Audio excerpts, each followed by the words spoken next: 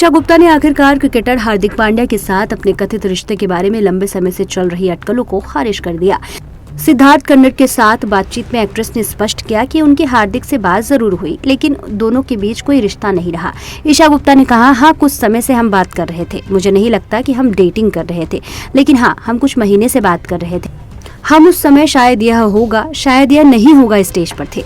Dating stage तक पहुंचने से पहले ही यह खत्म हो गया, तो यह डेटिंग नहीं थी।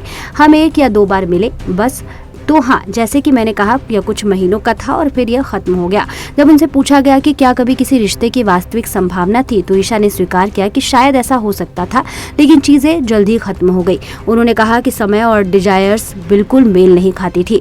उन्होंने कहा कोई ड्रामा या कड़वाहट नहीं थी, यह बस होना ही नहीं था। ईशा ने उस समय के बारे में बताया जब Hardik Pandya coffee with Karan show में अपने कमेंट्स को लेकर विवादों में घिर गए, जहां कई लोगों ने क्रिकेटर के कमेंट की आलोचना की थी। हालांकि ईशा गुप्ता को इन बातों से कोई फर्क नहीं पड़ा था।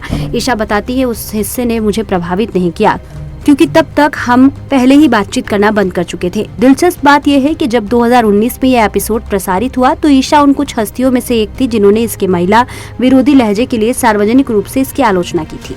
हालांकि अब वह बताती हैं कि उन्होंने इस मामले में और कुछ नहीं कहा। ईशा गुप्ता ने कहा, वे पहले से ही बहुत कुछ झेल रहे थे, अगर मैं और आलोचना करूं तो इससे क्या फायदा होगा। उन्होंने कहा कि वह भावनात्मक रूप से परिपक्व हो गई और अतीत पर ध्यान देना पसंद नहीं करती हैं।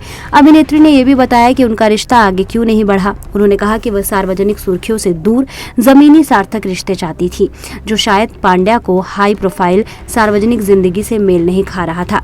ईशा को आखिरी बार बॉबी देओल के साथ MX प्लेयर पर एक बदनाम आश्रम 3 पार्ट 2 में देखा गया था।